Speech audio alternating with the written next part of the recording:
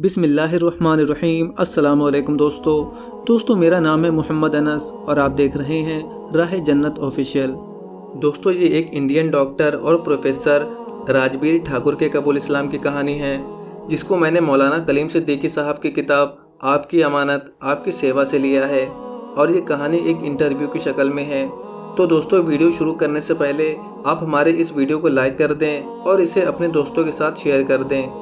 और हाँ, अगर आपने अभी तक हमारा चैनल राह जन्नत ऑफिशियल को सब्सक्राइब नहीं किया है तो इसे सब्सक्राइब कर दें, क्योंकि हम इसी तरह की नौ मुस्लिम की स्टोरीज लाते रहते हैं। सवाल किया जाता है, बराए करम आप अपना तारुफ कराएं।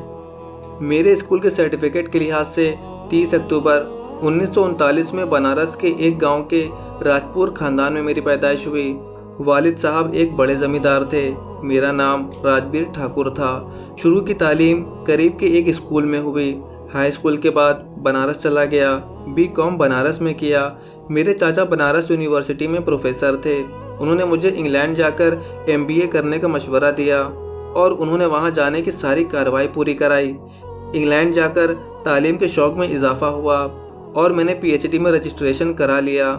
अचानक इत्तला मिली कि मेरे वालिद का दिल का दौरा पड़ने से इंतकाल हो गया। दूर मुल्क में रहने वाले अकेले बेटे के लिए ये खबर जिस कदर नाकाबिले बर्दाश्त थी वो जहर है।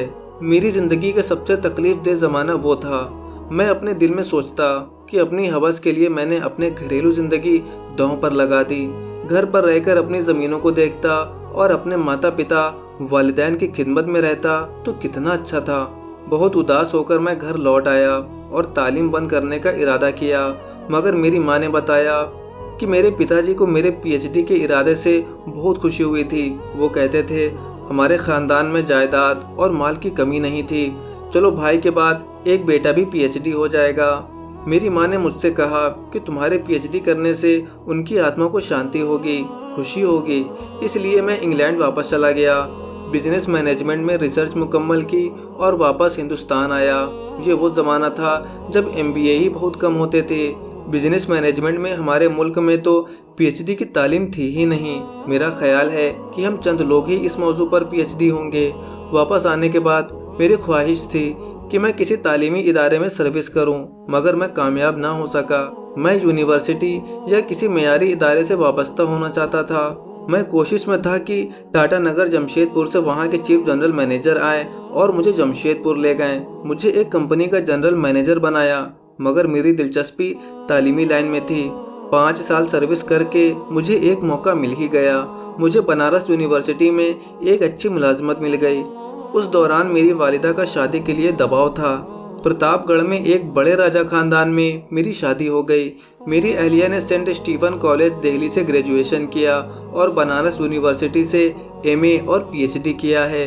उनके वालिद भी यूनिवर्सिटी में रजिस्ट्रार रह चुके हैं। उनके ताल्लुक से बहुत जल्दी मैं प्रोफेसर बन गया और डीन की पोस्ट से 1999 हिजरी में रिटायर हुआ। ये मेरी पहले जन्म की ज़िंदगी की दास्तान है। इस ज़िंदगी में बहुत मोड़ आए, न जाने कितने साथियों से और अफसरों से वाबस्ता पड़ा और स्टूडेंट की एक भीड़ है जो अल्लाह के करम से मुल्क भर में बड़ी बड़ी पोस्टों पर फैले हुए हैं। इस ज़िंदगी की एक लंबी दास्तान है जिसके अंदर खुद मेरी शादी की एक लंबी कहानी है जो एक लंबे ज़माने तक अफेयर के बाद हुई, जो इसमें शामिल है। अगर ये सब पहले जन्म की बातें हैं तो इसका जिक्र भी क्या करना। सवाल आया, अल्हम्दुलिल्लाह आपने इस्लाम कबूल किया है, आप बार बार पहले जन्म की बात कर रहे हैं, इस्लाम में तो इसका तसव्वुर ही नहीं है। जवाब में कहा, पहले जन्म का तो तसव्वुर हिंदू धर्म में है, उसका मैं पहले भी कायल नहीं था, मगर पहले दूसरे तीसरे जन्म का तसव्वुर तो इस्लाम में है।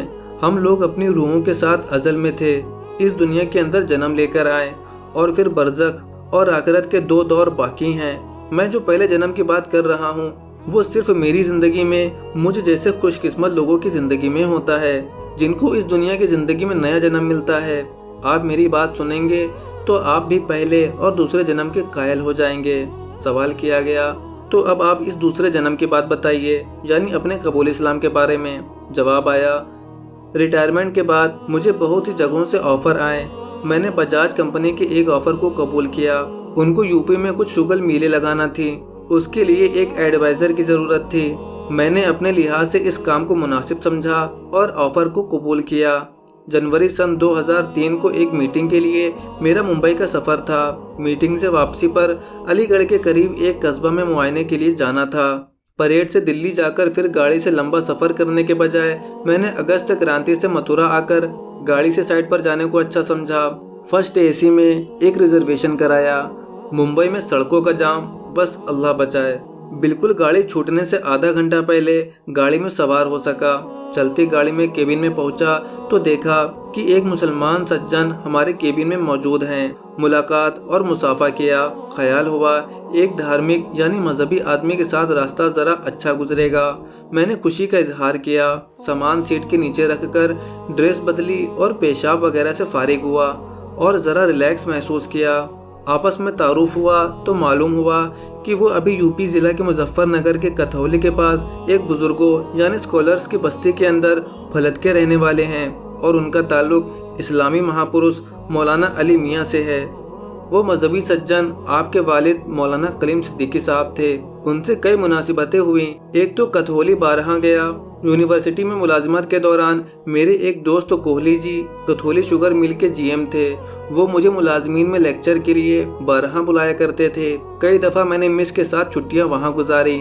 दूसरे वो यूपी के रहने वाले थे और तीसरे ये मैं मुसलमानों में हजरत मौलाना अली मियाँ जी से बहुत मुतासिर था।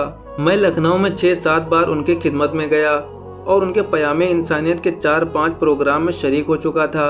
मैंने बैग से कुछ नाश्ता खुद निकाला और मौलाना की खिदमत में पेश किया। मौलाना साहब ने पहले तो बहुत इनकार किया, मगर मेरे बहुत जोर देने पर उन्होंने उसमें से कुछ खा लिया। मैं भी मीटिंग में एक लंबी बहस के बाद लौटा था और मौलाना साहब भी मुंबई में बहुत मसरूफ सफ़र से लौटे थे। 1-2 घंटे हम दोनों एक दूसरे से कुछ नहीं बोले। 7 बजे के बाद मैंने मौलाना साहब से कहा, बहुत थका हुआ गाड़ी में सवार हुआ था। ख्याल था कि फ़ौरन गाड़ी में सो जाऊंगा, मगर आपको गाड़ी में देखा तो दिल में ख्याल आया कि चलो एक मजहबी आदमी की संगति मिली है। बदन का आराम तो कल भी मिल जाएगा। आत्मा की शांति और आराम को हासिल किया जाए। मुझे धर्म से बड़ा ताल्लुक रहा है। मैं बहुत से धार्मिक लोगों से मिला हूँ। बनारस खुद हिंदू धर्म के पंडितों का गढ़ है। इलाहाबाद, ऋषिकेश, हरिद्वार में जाता रहा हूँ। जय जय गुरुदेव, ब्रह्मा कुमारी, रामाकृष्णा मिशन, राजा स्वामी सत्संग, निरंकारी सत्संग, प्राणनाथ जी के अलावा गोल्डन टेम्पल गया। मैं बौद्ध मत के लोगों से भी मिला हूँ। दलाई लामा से मुलाकात की है। साउथ के मठों में वक्त गुजारा है। बरेली और अजमेर भी गया हूँ। मेरी नेचर रिसर्च की है। इन सब जगहों पर जाने के बावजूद मेरा दिमाग मुतमईन ना हो सका। मेरी आत्मा को शांति किसी तरह नहीं मिली। मैंने मौलाना साहब से कहा, कभी कभी शांति की तलाश में अपने यहाँ की मस्जिद में चला जाता हूँ तो मुझे मस्जिद में बड़ी शांति मिलती है, या फिर मौलाना अली मियाँ जी से जब भी मिला हूँ तो अपने अंदर अजीब शांति महसूस करता हूँ। ऐसा लगता है जैसे कोई गर्म धूप सी हल्की सावन की फुहार में चल रहा हूँ। 2-2.5 घंटे आपके सामने शांत बैठा रहा तो मुझे बिल्कुल ऐसा महसूस हुआ जैसे मैं मौलाना अली मियाँ जी की संगति में बैठा हूँ।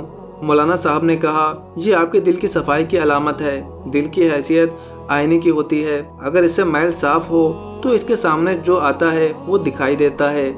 सच्ची बात यह है कि मैं मुजफ्फरनगर का एक गवार हूँ। जो कुछ मुझे मिला सिर्फ और सिर्फ मेरे मालिक ने मेरे हजरत मौलाना अली मियाँ की संगति और उनके चरणों के तुफैल दिया है। हमारे पास अपना कुछ नहीं है। मौलाना बार बार हैरत से कहते रहे कि वाकई आपकी हिस्स पर बहुत ताज्जुब हुआ। हजरत मौलाना अली मियाँ के रिश्ते की वजह से हम दोनों ने ऐसा महसूस किया कि जैसे हम दोनों एक घर के फर्द हों। मौलाना साहब ने मुझसे तफसीलात मालूम की। सबसे पहले आप किस धर्मगुरु से मिले? मैं बनारस के मुख्तलिफ आश्रमों और हिंदू पंडितों से मिला और उसके बाद अलग अलग मजहबी लोगों से।